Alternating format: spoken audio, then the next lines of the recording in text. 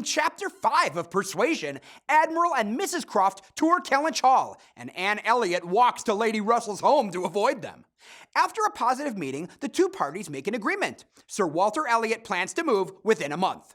Lady Russell wants Anne to stay with her, but she'll be traveling. When Mary Elliot Musgrove, claiming to be sick and needing attention, requests Anne's presence, Lady Russell is relieved and promises to bring Anne to Bath in the winter.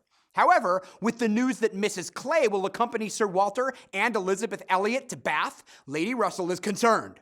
Both she and Anne fear that Mrs. Clay might have designs on Sir Walter. Anne, used to her father's abuse, is angry only at Elizabeth, whose ego is more fragile than her own. When Anne confronts her about Mrs. Clay, Elizabeth dismisses her concerns and attacks Mrs. Clay's looks, which Anne suggests their father may learn to overlook under the influence of Mrs. Clay's flattering ways. After the three leave for Bath, Anne goes to Lady Russell's and then travels to Uppercross. When she arrives, Mary is resting, yet well enough to start complaining. After Anne's coddling, Mary asks Anne to go for a walk.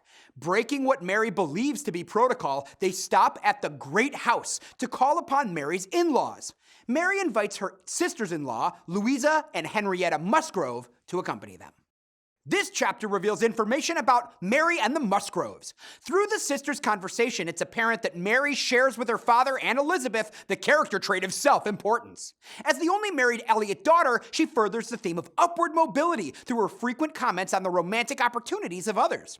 By subtly calling the reader's attention to details such as Mary's declaration that she's too ill to speak, a declaration she follows up with a massive amount of speech, Jane Austen deploys an understated dramatic irony, where the audience is aware of something the character is not, that she uses to critique both character and social convention.